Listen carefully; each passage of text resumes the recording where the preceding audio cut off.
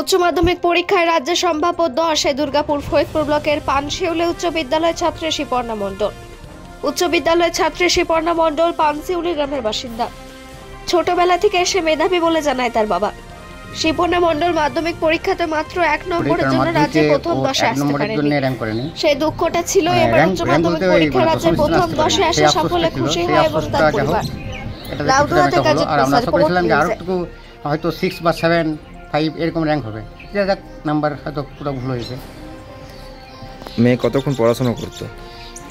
ও মানে পড়াশোনা করতে বলতে মানে খাওয়া চান এটা বাদ দিয়ে মানে সবসময় পড়তো মানে ওকে আমি বলতাম তুই যদি খারাপ রেজাল্টও করিস, কারণ আমরা তো কিছু বলবো না, কারণ তুই 100% দিছিস পড়াশোনা করে 100% দিচ্ছিস, তার থেকে কী আর বলবো।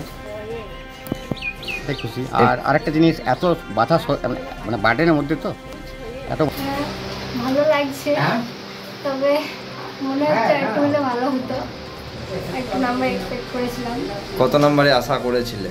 টোটাল কত নম্বরে আশা করেছিলে বা কত নম্বরে অ্যান্সার দিয়েছিলে?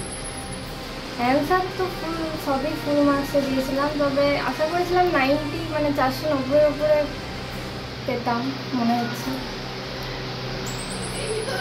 এই যে 488 এই নাম্বার পেয়ে তুমি খুশি কতটা? খুশি হয়েছি, তবে যেটা বললাম আর একটু ভালো হলে ভালো হতো। 90-এর উপর উঠলে ভালো হতো, 490-এর উপর।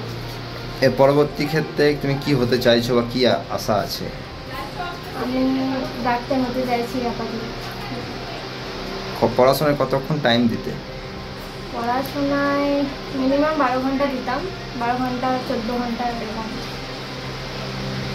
এছাড়া কি হবি রয়েছে তোমার পড়াশোনা ছাড়া?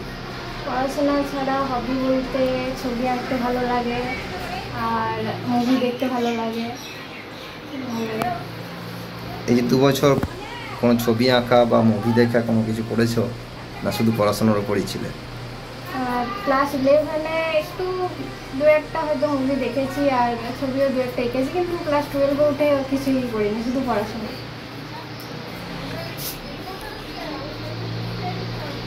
হ্যাঁ, তাও 10 ঘন্টা তো করতে। টিউশন কতগুলো ছিল? টিউশন বেশি ছিল না, ও বাবাই পড়াইতো, স্কুলে স্যাররাও সাহায্য করেছে। এই যে এর পরবর্তীকালে মেয়ে কি হতে চাইছে? এটা আমি বলতে পারবো না, ওরা বাবা মেয়ে ওরাই পারবে ভালো। এতে কতটা খুশি আপনার মেয়ে এইভাবে রেজাল্ট করেছে? হ্যাঁ খুশি। না আশা আরও কিছু আশা ছিল কি?